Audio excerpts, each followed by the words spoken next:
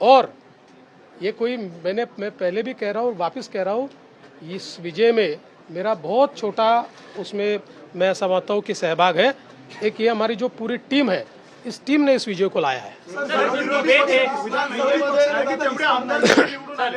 मला असं वाटतं की कुठल्याही लोकशाहीमध्ये एक चांगला विरोधी पक्ष असणं हे गरजेचं आहे। त्यामुळे जे काही विरोधी पक्षाचे लोक निवडून आलेले आहेत त्यांचा आम्ही सन्मान करू।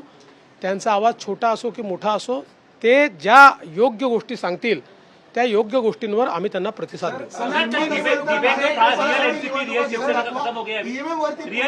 पहिले मराठी हो जानो फिर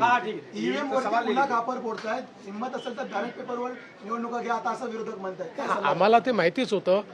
जर झारखंड मुक्ती मोर्चा जिंकला तर तिथलं ईव्हीएम टॅम्पर प्रूफ परफेक्ट एकदम जनमताचा कौल लोकशाहीचा विजय, आणि महाराष्ट्रामध्ये हे धाराशाही झाल्याबरोबर लोकशाही खतऱ्यात आलेली आहे। ईव्हीएम प्रॉब्लेम मध्ये आहे, ईव्हीएम टॅम्पर झालेला आहे।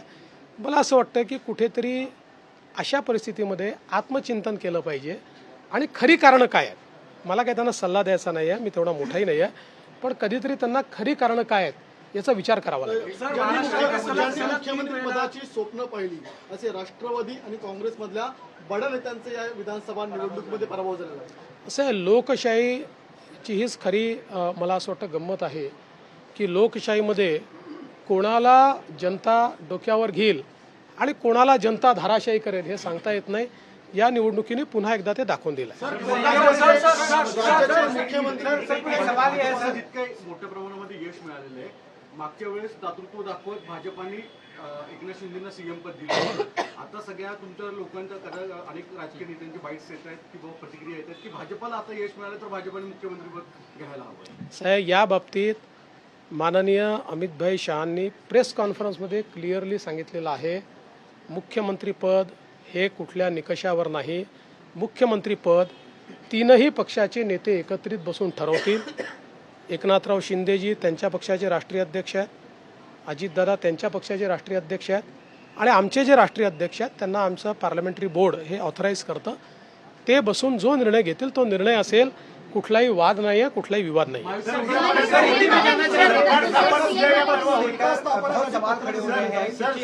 देखिए, कोई सीएम पद क्या बीजेपी के खाते सीएम पद के ऊपर कोई भी विवाद यहाँ नहीं होने वाला, क्योंकि पहले दिन से ये तय है कि चुनाव जब संपन्न होगा तो चुनाव के बाद तीनों पार्टियां मिलकर इसको तय करेगी। हमारे नेता आदरणीय होम मिनिस्टर साहब ने प्रेस कॉन्फ्रेंस में ये बहुत स्पष्ट शब्दों में बताया है कि चुनाव के बाद तीनों पार्टियां बैठेगी और इसका निर्णय करेगी। अभी मैं ऐसा मानता हूं कि हमारे एकनाथ शिंदे जी उनके पार्टी के अध्यक्ष हैं, अजित पवार जी उनके पार्टी के अध्यक्ष हैं, और साथ में हमारे पार्टी के जो राष्ट्रीय अध्यक्ष हैं उनको हमारा पार्लियामेंट्री बोर्ड ऑथराइज करता है। तो ये लोग बैठकर एक उचित निर्णय करेंगे, हमारे वरिष्ठ नेताओं से बातचीत करेंगे, हमारे पार्लियामेंट्री बोर्ड से बातचीत करेंगे।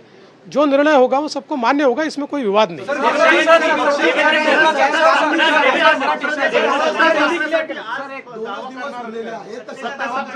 अरे बाबा, आता पूर्ण रिझल्ट संपू द्या। आता मी आणि अजितदादा आता सीएम साहेबांकडे चाललो आहे। आम्ही बसून जरा पुढचा काय कार्यक्रम करायचा तो चॉकआउट करू आणि तुम्हाला नीट सांगू।